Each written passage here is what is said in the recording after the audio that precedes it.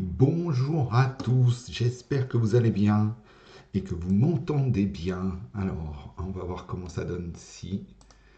hop, on va essayer de trouver la bonne position de la caméra. Hop, j'ai comme l'impression que je ne suis pas sur la bonne caméra. Allez, bonjour à tous. Dites-moi en commentaire comment vous allez, le niveau d'énergie que vous avez aujourd'hui. Et on va pouvoir démarrer. Et je vais vous parler de deux petites choses différentes. Oser, la méthode Oser. Et pourquoi je crois beaucoup en ça. Bonjour Owen, j'espère que tu vas bien. Est-ce que tu m'entends bien? En tout cas, merci d'avoir rejoint cette vidéo. Bonjour Roger aussi, j'espère que toi aussi tu vas bien. Aujourd'hui, oser pour, c'est la méthodologie de coaching, c'est mon approche du coaching et de la préparation mentale. On verra à quoi ça correspond et qu'est-ce qui se cache derrière ces mots oser. Euh, voilà, oser, on va tout de suite y aller. Hein. Oser, c'est le O de objectif, le E de environnement, le S de singularité et le R de respirer. Pourquoi c'est important ces quatre lettres? C'est vraiment le driver de mon accompagnement. C'est pour moi les trois piliers du coaching et de la performance, performance sportive, mais aussi performance humaine. On va vraiment s'appuyer sur ces trois piliers dans cette méthode. Le premier, c'est O, ça correspond à l'ambition. Et oui, il ne faut pas avoir peur d'être ambitieux. Je sais qu'en France, c'est des gros mots, ça peut passer pour arrogant ou ces choses-là, mais l'ambition, c'est vraiment ce qui va nous driver. Et c'est pour ça que la première lettre, c'est le O de objectif. Le S pour singularité. Pourquoi sa singularité? C'est vraiment soi. C'est comprendre l'humain qu'il y a derrière le performeur, derrière le sportif. Et donc, c'est vraiment aller comprendre sa propre singularité, ses forces. Et pour pouvoir s'appuyer dessus, pouvoir vraiment utiliser ces différences pour être le sportif ou la personne que je souhaite être pour réussir ces objectifs-là. Le E, c'est l'environnement. L'environnement, c'est pour moi quelque chose de super important parce que on ne peut pas y arriver tout seul. Dans le sport, c'est des choses qui peuvent paraître évidentes parce qu'on a souvent un coach, mais l'environnement pour moi va bien au-delà de ce coach, de cette personne qui vient juste se connecter à toi et t'aider dans ces moments-là. Et le R, c'est pour respirer.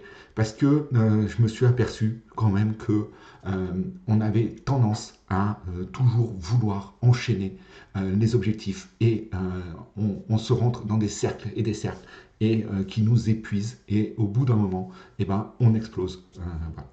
Ok, voilà, placer un petit peu le décor de Oser. Avant de commencer, quelques mots sur moi, sur cette belle société de compétiteurs humains que j'ai créée et qui aujourd'hui me permet d'accompagner des sportifs vers leur réussite et leur performance pour atteindre les résultats qu'ils souhaitent. Donc cette idée de compétiteur humain, hein, elle est née et elle s'associe à, pour moi, un slogan. Un slogan qui est le champion né de l'humain. Voilà, donc l'enjeu de tous ces accompagnements et tout ce que je peux déployer va tourner dans l'amélioration et le développement de l'humain pour le mettre au service de cette performance sportive pour qu'il arrive à atteindre ses résultats. Donc, oser, hein, c'est quelque chose qui peut se décliner dans différentes formes. Et la forme dont je vais vous parler aujourd'hui, c'est ce stage de préparation mentale que je donne la semaine prochaine. Mais avant toute chose, les piliers de la performance sportive. Pour ceux qui me suivent, vous avez déjà vu les 10 clés, mais aujourd'hui, derrière ça, j'ai vraiment envie de revenir sur ces quatre lettres. Oser, bah, déjà, oser l'analogie, moi je l'aime bien parce que c'est oser faire ce premier pas vers ta réussite, vers ta performance, et qui est de changer quelque chose, de sortir de ta zone de confort. Donc c'est pour ça que j'aime cet acronyme OSER. Maintenant, une chose est sûre, c'est que on ne peut pas atteindre quelque chose que l'on n'a pas défini. Et c'est l'enjeu de l'objectif, de bien définir son objectif. Alors, son objectif, hein, je ne vais pas rentrer dans un cours sur les objectifs, mais en fait, ce qui va se cacher derrière cet objectif, en fait, c'est des drivers, c'est ce qui va me guider au quotidien et qui va me permettre d'aller dans cette discipline qui est nécessaire à l'accomplissement des choses. Voilà. Donc l'ambition, l'objectif, c'est des mots qui sont parfois tabous, hein, comme je vous disais. En France, on a peur. On a peur d'affirmer ses objectifs haut et fort. Combien j'ai rencontré de sportifs qui me disent qu'ils veulent participer à une compétition internationale. Et puis, ça, c'est leur première intention. C'est quand tu leur demandes, bah, écoute, quel est ton objectif cette année? C'est, tiens, bah, je veux faire les championnats d'Europe. Ok. Et puis, tu discutes un petit peu en one-to-one avec eux et de fil en aiguille, bah, tu comprends que juste participer aux championnats d'Europe, ça serait une déception. Parce qu'en fait, son réel objectif, ce qu'elle cherche à atteindre, c'est d'aller chercher cette médaille, voire même ce titre. Mais elle n'ose pas affirmer ses ambitions, de peur d'être critiquée, d'être peur d'être traitée d'arrogante, du qu'en dira-t-on. Et donc, on préfère garder son objectif pour soi et, entre guillemets, jouer petit. Et c'est là où je pense que c'est vraiment important de rêver encore plus grand que les autres et s'autoriser à voir encore plus grand en définissant son objectif et en ayant le courage en fait et la confiance suffisante pour l'annoncer. Alors oui, on peut très bien ne pas l'atteindre cet objectif et il n'y a pas de problème. L'essentiel c'est d'être en ligne avec soi-même et d'être réaliste avec soi-même. C'est-à-dire que, effectivement, l'enjeu, hein, et c'est là-dessus que moi j'aime travailler et avancer avec les personnes, c'est cette affirmation de soi. En fait, on vient toucher cette affirmation de soi, cette estime de soi, et il faut qu'à la fin, on puisse se regarder dans un miroir et dire oui, j'ai donné le meilleur de moi-même. Alors peut-être que ce résultat-là que j'attendais n'est pas celui que j'attendais, plutôt le résultat obtenu, parce qu'il y a d'autres facteurs qui ne sont pas sous notre contrôle. Mais si toi, tu as mis en place les conditions de ton succès, de ta réussite, et que tu as donné le meilleur de toi-même, alors tu peux être fier de toi. Et ça, personne ne pourra t'enlever, puisque c'est toi avec toi-même. Et c'est le contrat que tu passes avec toi-même. C'est pour ça que c'est vraiment important de revenir à soi. Revenir à soi, hein, c'est vraiment ce deuxième pilier, cette singularité de l'être, de la personne que je suis, que je veux être, que je dois être, en fait.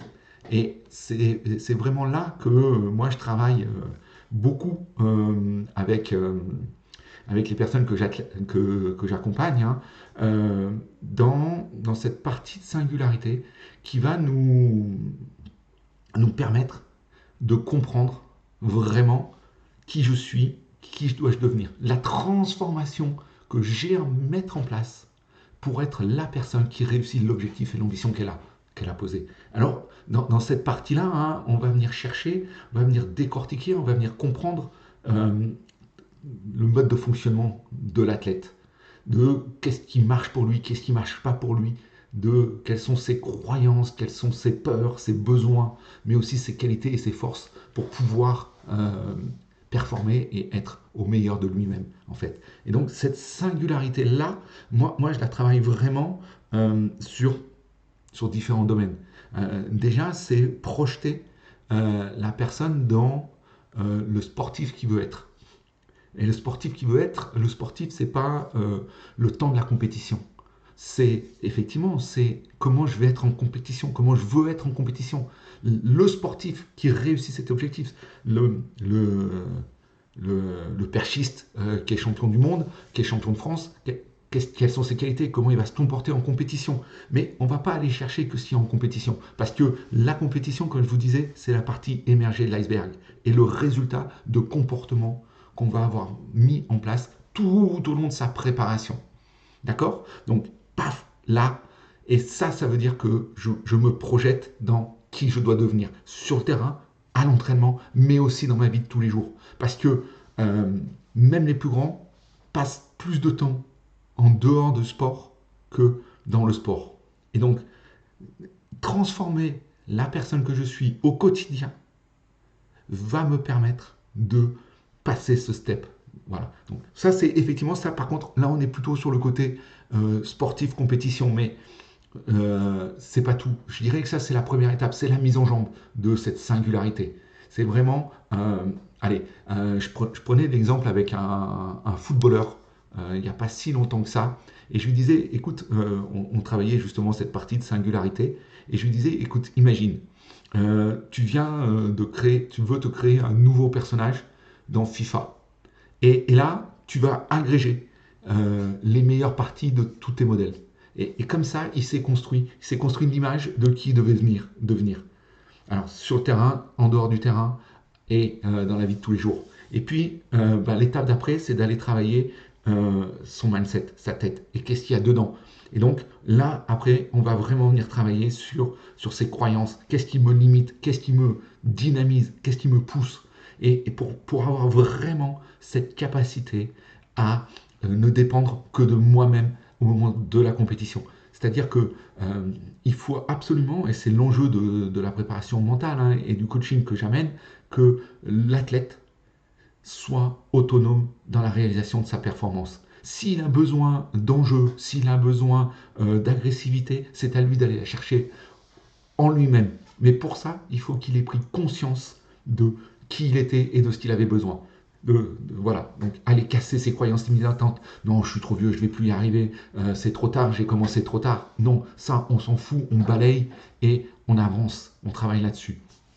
On va aussi chercher dans cette phase-là, dans cette singularité, quels sont mes facteurs de stress, quelles sont mes peurs et mes besoins, pour que vraiment je prenne cette capacité à mettre en place les conditions de ma réussite.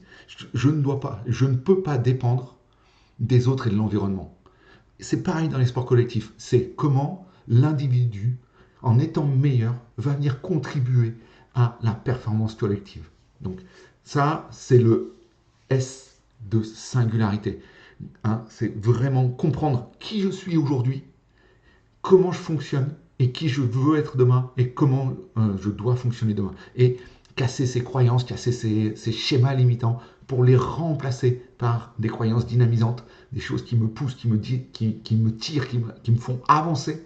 Et bien sûr, tous ces schémas d'excellence et de réussite. Là-dessus, hein, on travaille beaucoup en observation pour identifier, prendre conscience, mettre de la conscience dans ce que je réalise, ce qui marche et ce qui ne marche pas. Ça, c'est le S de singularité. Le E, c'est l'environnement. L'environnement, c'est l'un des... Voilà, souvent, on le voit par l'équipe qui m'entoure. Et je pense que le meilleur exemple, c'est l'évolution des staffs dans le sport de très haut niveau. Il y a quelques années, il y avait un coach, un head coach, il s'occupait de tout. Et de plus en plus, on voit des spécialistes arriver, chacun dans leur domaine. D'abord un préparateur mental, non, un préparateur physique. Excusez-moi, effectivement, les préparateurs physiques sont arrivés bien avant nous. Aujourd'hui, effectivement, on commence à intégrer des psychologues, des préparateurs mentaux dans les staffs. On voit aussi naître, notamment dans les sports co, un responsable de l'attaque, un responsable de la défense.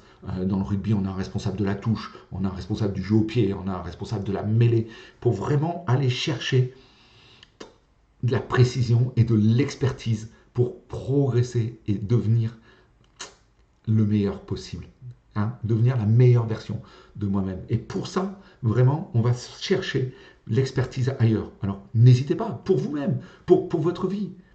Venez me voir, on en discute et puis on voit comment je peux vous accompagner. Mais dans l'environnement, je ne mets pas que ce staff technique. C'est aussi là qu'on va trouver tout le staff médical, tous les à côté, le médic, les kinés, les physios, qui vont m'accompagner au quotidien. Moi, je sais que dès le début, hein, et c'est ce que je recommande aussi à mes athlètes en préparation mentale, même ceux qui ne sont pas dans de l'international et du très haut, mais toute personne qui, à un moment donné, veut performer sportivement, doit faire l'effort d'investir sur lui et dans son environnement. Dernière partie de cet environnement, et on l'oublie parfois un peu, c'est cet environnement proche. C'est qui m'entoure au quotidien.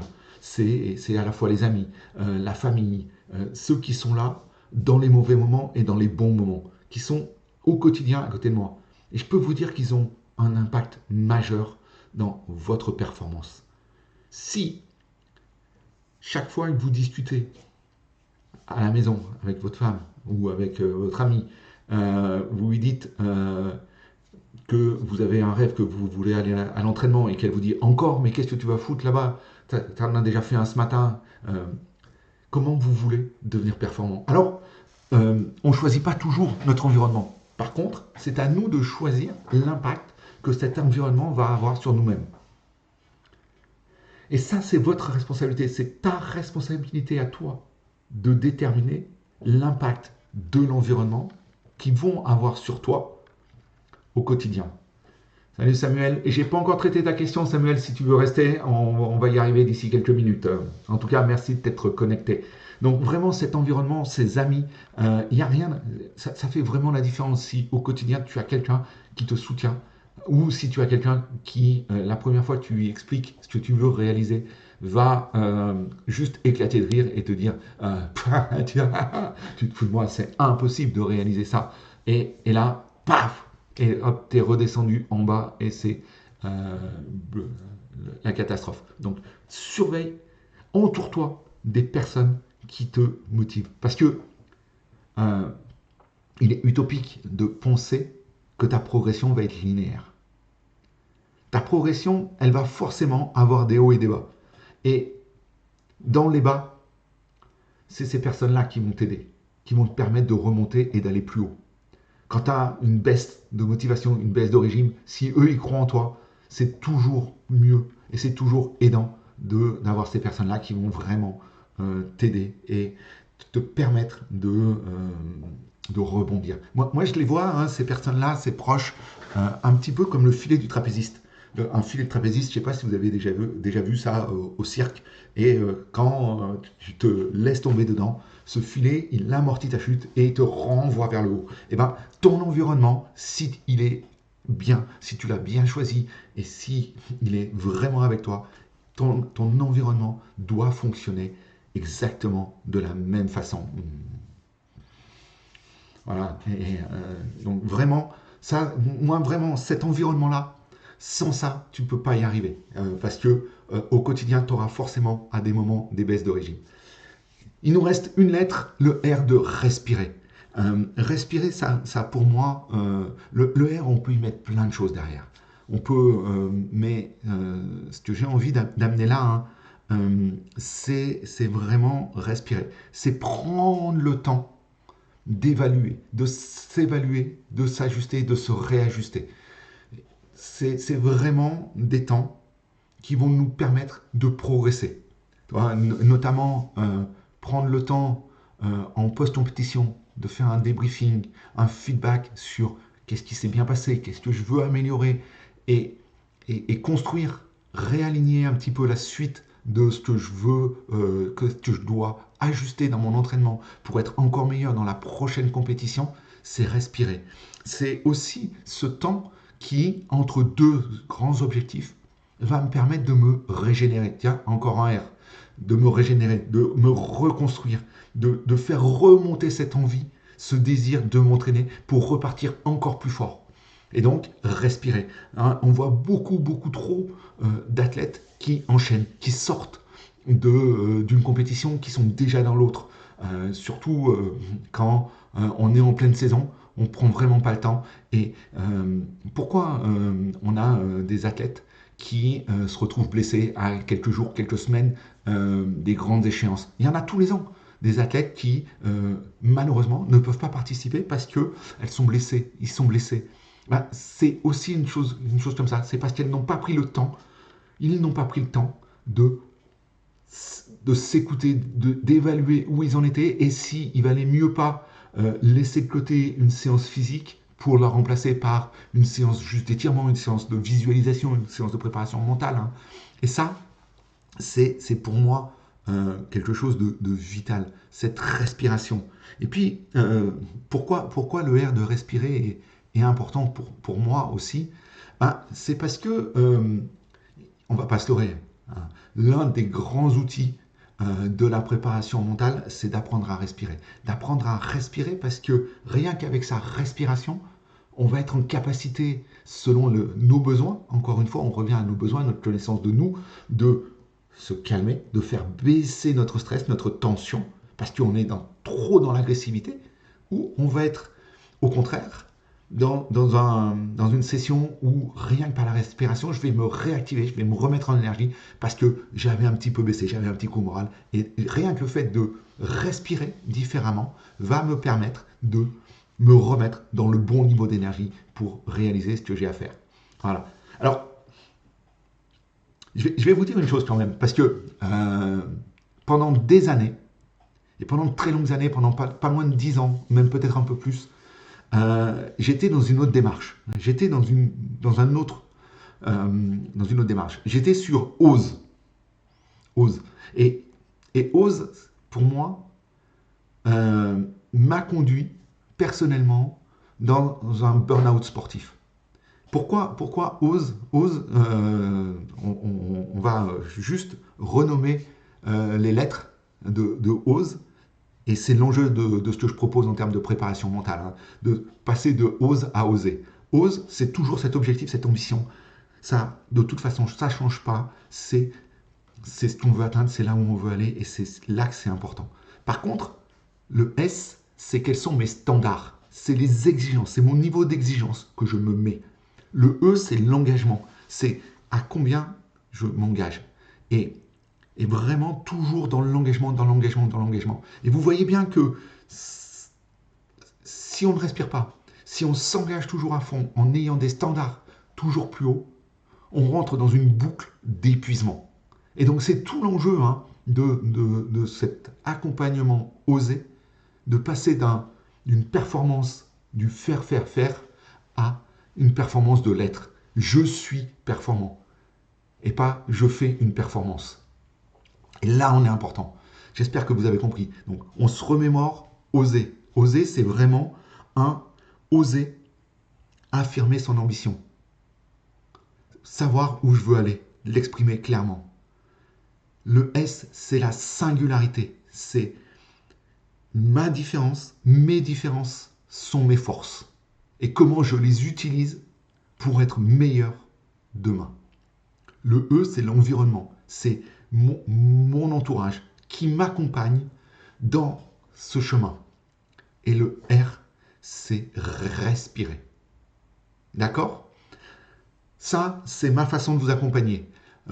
Osez, la semaine prochaine, on le décline sur un séminaire, sur un stage de 2 jours. On a en gros 14 heures de travail ensemble, réparties sur le samedi. Donc on commence le samedi 8 février et on finit le dimanche 9 février. On commence vers les 10 heures, comme ça laisse aux personnes qui sont un peu loin de Paris d'arriver sur Paris. Et on finit vers les 17 heures pour laisser aussi le temps à ces personnes-là de repartir. Et qu'est-ce qu'on va faire pendant ces 2 jours? Eh bien, on va oser se transformer. On va aller chercher, on va aller creuser en soi. Et notamment le samedi, on va transformer notre jeu J-E en J-E-U pour être dans le plaisir et le désir qui, pour moi, est vraiment le cœur de la performance et durable, surtout et de l'excellence.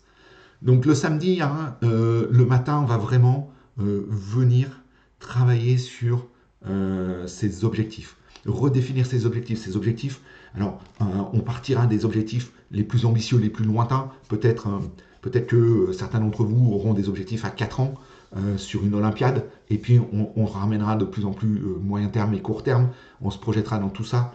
L'après-midi, on viendra travailler en fait sa singularité, comprendre comment je fonctionne, comment je suis, quelles sont mes croyances, quelles sont mes peurs et mes qualités, sur quoi je peux m'appuyer. On va vraiment aller chercher ces schémas d'excellence pour que je sois demain en maîtrise de ma performance. Salut Lilian, j'ai pas adressé ta question encore, donc si tu veux rester, sinon tu auras le replay. Merci à toi de nous avoir rejoints. Donc là, vraiment, le samedi, c'est vraiment dédié à cette transformation au jeu. Et là, on va venir vraiment travailler ça. Alors, on verra peut-être un petit peu en creux l'environnement, mais vraiment, je veux vraiment que le samedi, on s'appuie sur cette partie objectif et singularité. Vraiment se connaître et comprendre nos modes de fonctionnement. Et le dimanche j'ai décidé d'aborder deux sujets qui sont primordiaux. J'ai pas rencontré un athlète qui m'ait pas annoncé à un moment donné avoir rencontré des difficultés sur l'un de ces deux sujets. Deux sujets, ces deux thématiques, ces deux habiletés mentales qui sont vitales, qui sont la gestion du stress. Et ça, on va l'amener et on va travailler par la question de la pression. De la pression et qu'est-ce qui vient me mettre dans cet état de stress et comment je peux m'en sortir, aller identifier ces facteurs de stress, leurs origines et les déclencheurs et pour pouvoir prendre le contrôle et vraiment l'amener dans ce niveau qui va me permettre de rentrer dans cet état de flow et d'avoir cette performance optimum. Donc ça sera le dimanche et vraiment le dimanche, on a une autre grosse partie qui est, et là ça va t'intéresser Lilian, c'est toute cette partie de la gestion de l'émotion. Alors quand on parle de la gestion de l'émotion, hein, on partira d'abord de l'identification, on parlera de l'accueillir, on parlera de la transformer et justement on viendra travailler sur cette notion de comportement appris et adapté ou inadapté en fonction de l'émotion qui arrive et vraiment on ira travailler sur encore une fois, hein, soi-même, je vous amènerai à aller chercher en vous des moments où vous avez été ce que j'appelle dans la tête bleue, où tout est facile, tout est en réussite. Et puis on ira aussi chercher ces ombres quand ça ne va pas, quand on est dans la tête rouge, pour voir un petit peu et aller identifier nos schémas d'échec, hein,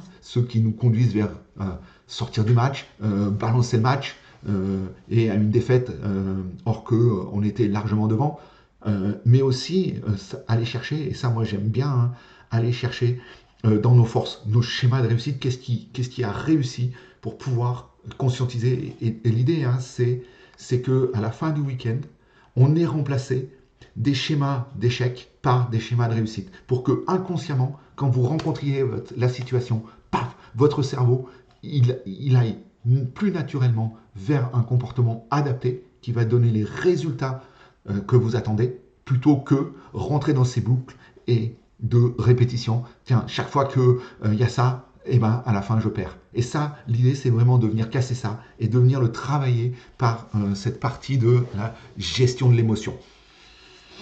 Donc voilà, ce stage 2 jours, il me reste quelques places. On va rapidement fermer les portes, les inscriptions.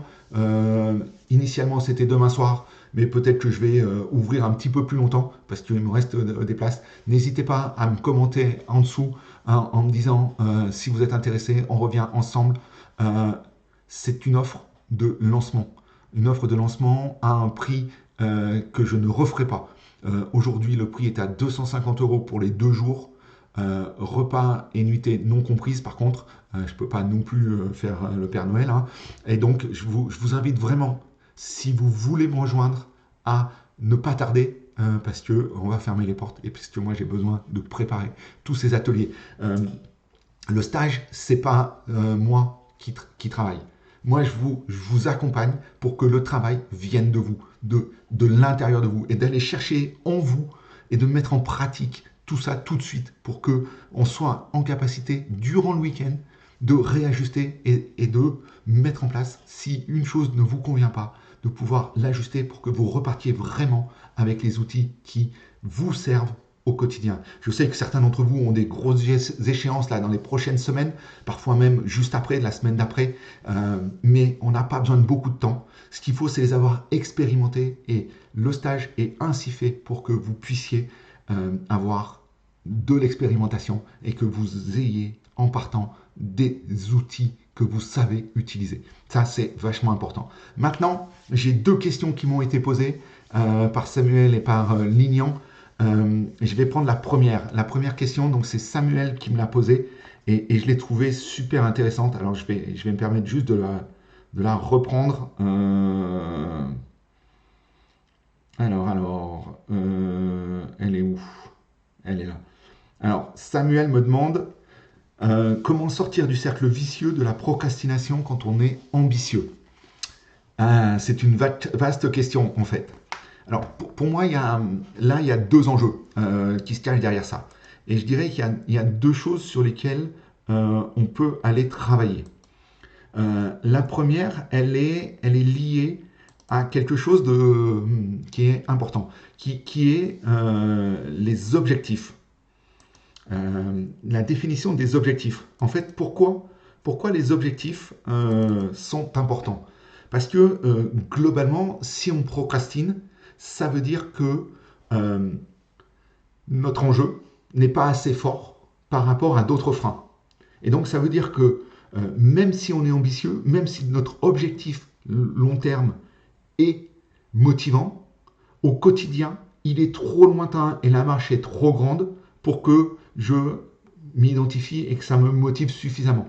Et donc l'enjeu là, hein, quand on est dans cette étape-là, donc l'un des premiers moyens, hein, c'est vraiment de retravailler sur cette notion d'objectif. Ces objectifs, hein, moi je travaille beaucoup sur, ok, tu as un objectif long terme dans 4 ans. Je veux participer aux Jeux Olympiques. Je veux être champion olympique dans 4 ans. D'accord? Ok, ça, je l'écris, je le note, je le mets en visibilité et je l'oublie. Parce que euh, pour être champion olympique dans 4 ans, il faut que dans 3 ans, je sois à tel niveau, que j'ai mes points. Par exemple, si on parle de taekwondo, on sait qu'il faut être soit dans le ranking, soit qu'il faut avoir des points, qu'il faut aller faire des tournois, qu'il faut être au top niveau, tout ça. Donc ça veut dire que dans 3 ans, il faudra que je sois ici. Dans 2 ans, il faudra que je sois là. Et dans 1 an, voilà où je veux être dans 1 an. À la fin de cette saison, de cette année, je veux être là. Et du coup, on va ramener sur des choses qui vont être beaucoup plus concrètes, beaucoup plus proches, et qui vont nous motiver. Euh, alors, déjà à l'année, ça va nous permettre d'avoir quelque chose de beaucoup plus, comme je vous disais, concret. Et ce concret va me permettre d'être beaucoup plus motivé. Mais ce n'est pas mon objectif des championnats de France ou des championnats d'Europe à la fin de l'année qui va me motiver. Parce que ce qui est important, c'est ce que j'ai à faire maintenant. C'est cette prochaine marche. Et donc, cette étape vers cet objectif de fin d'année, je vais encore le redécouper.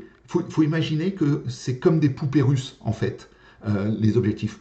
Et on va les ranger les uns sur les autres. Et ce qui va vraiment, moi, me motiver, c'est d'ouvrir la prochaine poupée russe pour aller chercher celui d'après. Et donc, quand j'ai mon objectif annuel, par exemple, j'ai mes championnats d'Europe, j'ai les championnats d'Europe de taekwondo au mois d'octobre, et pour être qualifié aux championnats d'Europe, j'ai des points à aller chercher dans 6, 7, 8, 10 tournois. Et donc, je vais commencer par identifier les tournois sur lesquels je vais m'aligner pour aller chercher des points et me projeter dans cela. Et du coup, je vais remonter de plus en plus proche, et de manière à avoir un objectif court terme. C'est qu'est-ce que je veux atteindre le mois prochain, qu'est-ce que je veux atteindre la semaine prochaine.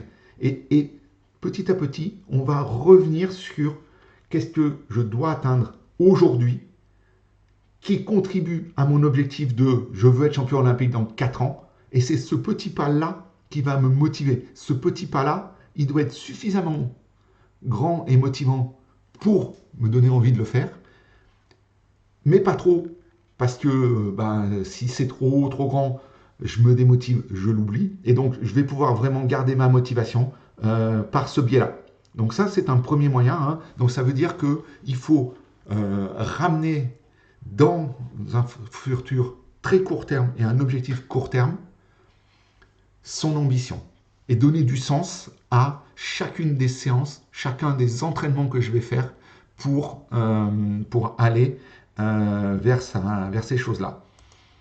La deuxième chose qui pour moi va nous permettre de garder sa motivation.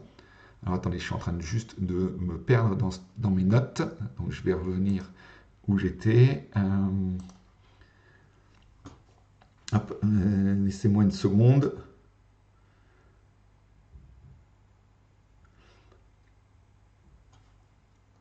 Voilà, c'est ça. La deuxième chose, c'est d'aller travailler sa motivation. Alors, ce qui est important là-dedans, hein, ce qui va nous permettre d'avoir cette motivation qu'on va chercher plutôt intrinsèque, hein, c'est encore quelque chose qui vient de moi, c'est le sens, c'est pourquoi je fais les choses. Mais ça, c'est facile à dire, je dirais. Au quotidien, ça veut dire quoi? Ça veut dire que cette motivation intrinsèque, elle a 3 drivers. Et ces 3 drivers, si tu ne les as pas, forcément, à un moment donné, ta motivation, elle va baisser et tu auras plus envie de procrastiner que de faire les séances. D'accord? Alors attends, je bois juste un petit coup et je vous explique ça. Donc pour entretenir cette motivation, hein, les 3 piliers, c'est 1, l'accomplissement. Et ça, c'est vital. C'est avoir régulièrement des petites victoires. Célébrer des choses. Ça, c'est la sensation et les émotions que vont m'apporter les résultats. Et là, ce que moi, je t'invite à faire, hein, c'est de célébrer tous tes petits pas au quotidien. Un jour, une victoire. Chaque jour, une victoire. Et c'est pour ça que et là, on retombe sur cette notion d'objectif court terme, voire même quotidien, qui est de se dire, OK, aujourd'hui, quel est mon pas? Qu'est-ce que je vais faire? Et à la fin de la journée, je le célèbre. Voilà. Et donc là, je viens renforcer ma motivation, puisque on vient de voir hein, que cette motivation intrinsèque, elle s'appuyait sur un pilier qui est l'accomplissement. Le deuxième, c'est la sensation qui va être procurée par la réalisation des choses. D'accord? C'est le plaisir que je prends à faire les choses, que je ressens quand je vais réaliser la tâche. Et là, moi, j'ai un petit truc pour toi. Moi j'ai toujours, et je pense que à peu près tous les sportifs l'ont, c'est des séances qui sont faciles, des séances qu'ils aiment bien faire. Et quand je suis vraiment pas motivé, que c'est difficile, que je suis en manque de motivation, manque d'envie, je vais m'orienter vers ce type de séance. C'est des séances que j'aime bien faire. Alors moi, pendant très longtemps, c'était des séances de préparation physique générale où j'enchaînais des exercices en poids de corps, plus ou moins toniques. Et c'est des séances que moi j'adore et que je faisais quand j'étais pas trop motivé, quand j'avais pas trop l'envie, que c'était difficile. Donc je faisais ça. Tu peux aussi, dans ce type de séance, travailler sur ces séances où tu as moins envie, venir travailler tes points forts, tes zones de génie. Parce que moi, j'ai vraiment cette conviction qu'on va gagner sur ces points forts et en renforçant ces points forts. D'autant plus que pour moi, hein, travailler ces points forts va naturellement, à un moment donné, faire monter les points faibles parce qu'on aura gagné de la confiance et qu'on osera plus faire les choses. Donc, je répète, hein, le premier, c'est pour aller vraiment chercher cette motivation, l'accomplissement. Célébrer ces petites victoires régulièrement. Ça peut paraître bénin, mais chouette, j'ai fait ma séance, ok, check, j'ai fait, je suis content, ça m'a apporté, j'ai un résultat. Deux, c'est la sensation procurée. C'est le plaisir que je prends à réaliser cet entraînement, ces gestes. Et le troisième, euh, qui est peut-être un petit peu différent, mais qui est vachement important dans la motivation, c'est ce plaisir d'apprendre. Et qu'est-ce que je vais apprendre de nouveau aujourd'hui? Pour moi, c'est vraiment quelque chose euh, qui est vital dans la motivation. C'est-à-dire que, et dans la réussite sportive, toujours cette soif d'apprendre et de comprendre quelque chose. Toi, et tu peux aussi, quand tu es un petit peu plus en difficulté sur un plan physique parce que tu as beaucoup travaillé, tu as eu des grosses séances, c'est aller comprendre ton sport. Relire les règles, regarder de la vidéo, décortiquer les combats de certaines personnes pour mieux comprendre. Et ça, toi, c'est des choses qui vont t'aider à enregistrer de la motivation et à maintenir ta motivation. Voilà. Donc, je rappelle hein, les trois clés de la motivation intrinsèque, hein, c'est l'accomplissement, cette capacité à célébrer ce que je fais. Deux, c'est le plaisir que je prends à réaliser les choses.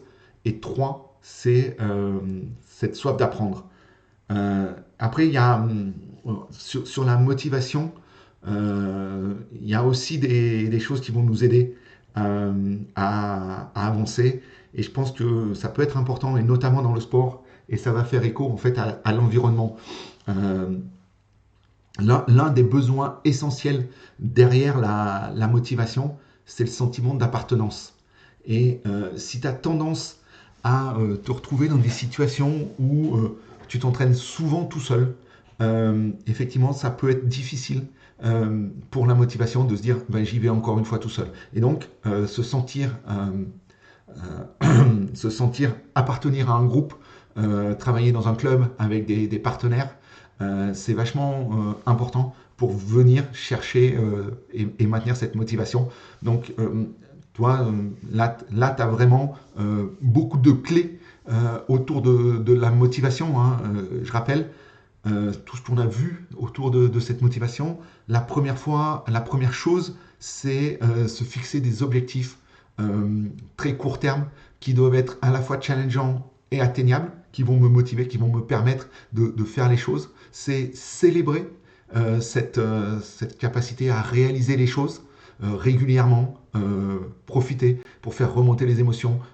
La réussite et la mise en action, elle est aussi primordiale dans la confiance. Donc en célébrant ces réussites, non seulement tu vas venir renforcer ta motivation, mais en plus tu vas venir travailler et gonfler ta confiance. Donc ça c'est vraiment important. Trouver du plaisir dans la réalisation des choses. Quand c'est vraiment difficile, que tu n'as pas envie, moi je t'invite vraiment à aller travailler sur des choses qui sont faciles pour toi à ce moment-là, notamment aller travailler dans ces zones de génie, dans ces forces. Et aussi, là, moi, mon petit truc à moi, hein, c'est ma séance secrète que je fais quand j'ai pas envie. Parce que je sais que je l'aime bien. Voilà. Et la dernière, c'est apprendre. C'est toujours être dans cette démarche d'apprentissage. Toujours comme ça. Et j'avance, j'apprends. Ça vient gonfler ma motivation parce que l'humain est ainsi fait que plus il apprend, plus il a envie d'apprendre. Et donc plus il a envie de faire les choses. Et ça, on rentre dans un cercle vertueux au lieu d'être dans un cercle vicieux de la procrastination. Voilà. Le dernier point dont on a parlé, hein, c'est encore une fois se reconnecter à cet environnement, aux gens qui m'entourent et ce sentiment d'appartenance. Alors je sais que on est beaucoup dans le sport à être dans des groupes d'entraînement, dans des clubs de toute façon, moi, c'est par là que passe aussi la haute performance, dans cette capacité de s'entourer, parce que ça va nous aider, quand on est un peu moins bien, de voir le copain qui nous tire la bourre, avec qui on aime passer du temps, et ça va nous aider à être vraiment dans cette partie de confiance et de motivation. Donc voilà, Samuel, j'espère que j'ai répondu à ta question.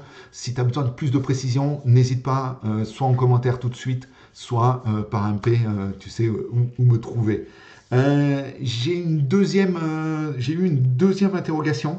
Alors celle-là, elle est beaucoup plus, alors j'allais dire, complexe à traiter, hein. C'était un sujet autour des émotions et comment, entre guillemets, traiter les émotions. Euh, c'est un vaste sujet, Lilian, que tu mets sur la table, hein. Un sujet qui est vital, en fait. Parce que l'émotion, c'est ce qui va régir, c'est la source de tous nos comportements. Et donc, quand tu as cette volonté de maîtriser un petit peu ces émotions, de les exprimer, je pense que la vraie question à avoir, c'est déjà d'avoir cette capacité à évaluer où j'en suis émotionnellement. La première chose à faire, hein, avant toute chose, c'est de prendre conscience de mon état émotionnel. Et parce que souvent, hein, et c'est bien là la difficulté, hein, c'est que on s'aperçoit de son état émotionnel quand c'est trop tard. On est en généralement, c'est plutôt la cocotte minute qui explose et qui déborde, et on a dérivé et c'est beaucoup trop tard. Et donc là, l'enjeu, hein, c'est bien régulièrement de s'observer et de se poser les bonnes questions. Ok, là, où j'en suis? Est-ce que je suis plutôt dans un haut niveau ou bas niveau d'énergie? Donc ça, c'est déjà important de savoir en termes d'énergie interne où j'en suis. Et deux, si je suis plutôt dans un mood négatif ou dans un mood positif. Et tout ça, ça va me permettre d'évaluer où j'en suis et de nommer, de mettre des mots. Et là, Lilian, moi, je te recommande vraiment d'aller sur Internet. Sinon, je pourrais te l'envoyer. C'est d'aller chercher une roue des émotions pour pouvoir nommer ça. Et régulièrement, dans la journée, quand tu as du temps, c'est de te poser la question de OK, là, qu'est-ce que je ressens? OK, là, je suis plutôt là. Est-ce que je suis plutôt dans du calme, du zen? Ou est-ce que je suis plutôt énervé, en colère? Est-ce que j'ai la rage? Est-ce que j'ai de la haine? Tu vois? Et du coup, la première chose à faire, c'est bien de s'évaluer pour savoir où on en est et de pouvoir mettre en place des actions correctives. Et c'est là, hein, que c'est important. Donc, avant de pouvoir arriver à un bon niveau de maîtrise et d'acceptation de ces émotions, souvent, il faut observer les conséquences et les résultats. C'est-à-dire que il faut aller travailler à rebrousse-poil, comme je dis. C'est-à-dire que là, j'ai eu un comportement inadapté. Je me suis énervé, j'ai eu des mots qui n'étaient pas adaptés, qui étaient blessants. Et de prendre le temps de se dire, OK, donc là, j'ai eu ces mots-là, mais comment j'étais avant? Et quelle situation, qu'est-ce qui a amené à cet état-là? Pour que, de fil en aiguille, tu sois en capacité de détecter de plus en plus tôt ton état émotionnel. C'est-à-dire que, au début, tu vas t'apercevoir que tu as explosé. Et puis après, tu vas te dire, juste avant d'exploser, tu vas te dire, oh là là, je suis prêt d'exploser. Et puis après, tu vas te dire, oula, tiens, il y a quelque chose qui commence à monter, donc je vais travailler dessus. Puis après, tu vas dire, ah tiens, cette situation-là, je la connais. Bon, je sais que tu es dans le touch, hein, Lilian, c'est par exemple, j'ai eu un touch appuyé d'un défenseur qui vient vraiment, qui m'a mis sur le cul, et je sais que ça, en général, ça me met hors de moi, et derrière, je vais vouloir me venger, je vais rentrer plus vite, et du coup, c'est moi qui vais me faire pénaliser parce que j'aurais eu un comportement inadapté. D'accord? Et donc, l'enjeu, c'est bien, avec les émotions, c'est le plus régulièrement possible de s'évaluer. Alors là-dessus, hein, malheureusement, je n'aurai pas le temps d'aller dessus, Par contre,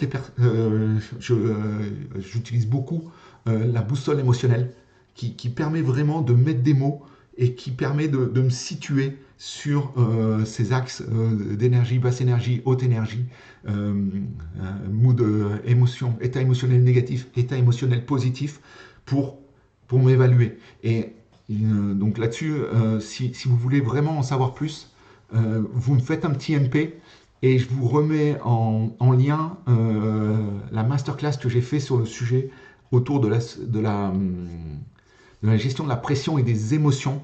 J'avais fait 1 heure là-dessus et je vous expliquais vraiment beaucoup plus en détail la partie boussole émotionnelle. Et sinon, c'est pas compliqué, hein. Dimanche prochain, on passe la matinée, voire même un peu plus, sur cette notion de gestion de l'émotion au quotidien. Euh, cette émotion-là, elle est importante, notamment dans le sport, parce que si on ne la maîtrise pas, si on ne fait pas attention, c'est elle qui va nous faire sortir du focus. Ça va généralement être des distractions. Et on sait très bien dans le sport que la distraction, si on n'est plus focus, si on casse cette zone de flow, alors c'est compliqué pour nous d'avoir la performance qu'on veut.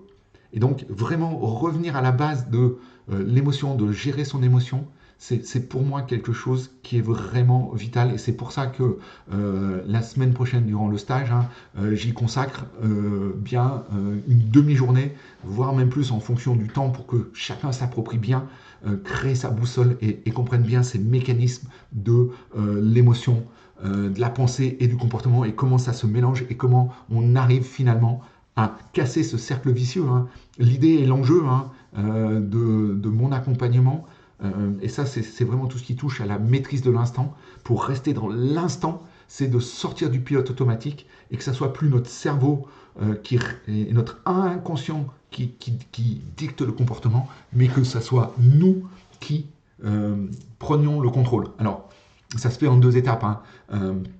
L'idée finale, c'est de reprogrammer notre inconscient pour qu'il apporte la bonne réponse tout seul. C'est-à-dire d'avoir un cercle de émotions, pensées, comportements qui passe d'un comportement inadapté à émotion, pensée, comportement adapté. Et ça, c'est vraiment l'objectif. Et ça passe forcément par une première phase où c'est à moi qui consciemment vais remettre le bon comportement. Et ça, on le travaille vraiment aussi dans le stage, hein, avec des outils dédiés à ça, pour vraiment venir réancrer ces comportements, sortir du pilote automatique pour que l'athlète, comme je vous disais tout à l'heure, hein, reprenne la maîtrise de sa performance, de lui et donc du résultat. C'est pour ça que c'est important de venir travailler cette émotion. L'émotion, elle peut être énorme et elle peut nous décupler notre performance, mais elle va aussi avoir le revers de la médaille de complètement nous faire écrouler si on n'a pas cette capacité à transformer cette émotion en un comportement adapté. Et ça passe vraiment par casser ce pilote automatique et donc de venir travailler son inconscient de manière à réancrer. Encore une fois, hein, on revient sur ces schémas de performance, ces schémas d'excellence qui vont me permettre de faire ce que je sais faire. Et ça, c'est vraiment quelque chose qui, pour moi, est vachement intéressant, hein. C'est que la performance, c'est être en capacité, c'est faire ce que je sais faire quand je veux le faire. Et ça, c'est pour moi une vraie mission d'accompagnement. C'est que vous soyez à la sortie de l'accompagnement en capacité de réaliser ce que vous savez faire, hein, parce que combien de personnes viennent me voir en me disant: Sylvain, t'as un entraînement, tout passe, je suis super facile, je suis champion de l'entraînement. Par contre, en compétition, ça bloque, machin. Donc ça veut dire quoi? Ça veut dire simplement qu'il y a un endroit où, inconsciemment, tu viens mettre un verrou et un blocage. Et donc, en venant retravailler sur ce sujet-là, en passant par l'émotion, par la pensée et le comportement, et en revenant l'installer, on va y arriver. Et on vient sur cette maîtrise de l'instant, qui est pour moi la clé de la performance. La performance sportive, bien sûr, mais aussi dans n'importe quelle industrie. Voilà, écoutez, je pense qu'on a fait un très très bon live. Il y a, je pense, une infinité de valeurs. On va rappeler quand même les grandes choses qu'on a vues, hein.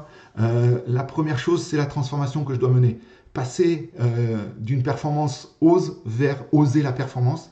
Donc passer du faire, de ose, qui est mon objectif, mes standards, mon engagement, dans lequel je vais me brûler, à une performance de l'être, oser, toujours mon objectif, mon ambition, mais par contre m'appuyer sur ma singularité, mes différences, mes forces, mon environnement et respirer pour une performance de l'être durable et dans le temps.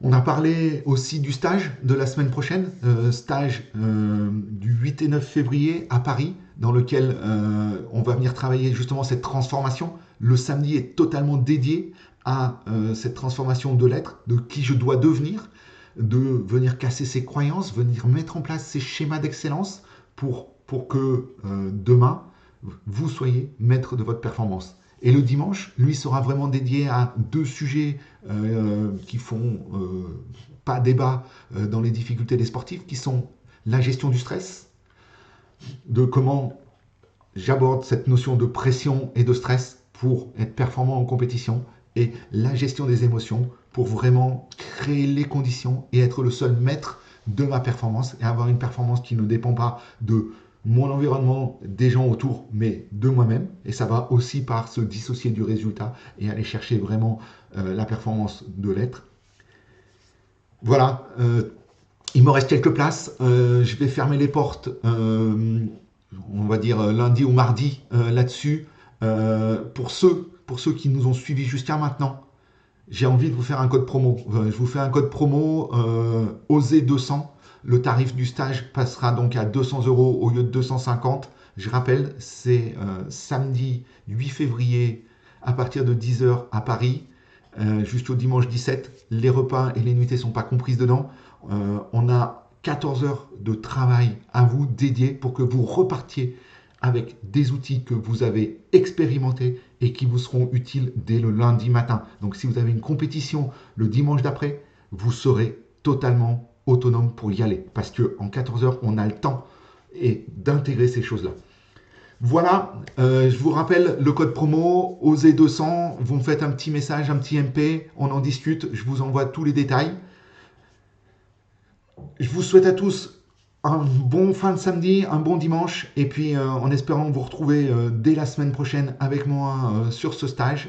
Je vous dis à très vite. S'il y a des points que vous voulez que j'éclaircisse, continuez à m'envoyer des questions. Ce format live, moi, j'adore. Plus j'ai de questions, plus vous aurez de valeur en retour. Et je vous souhaite à tous un bon samedi. Ciao, ciao!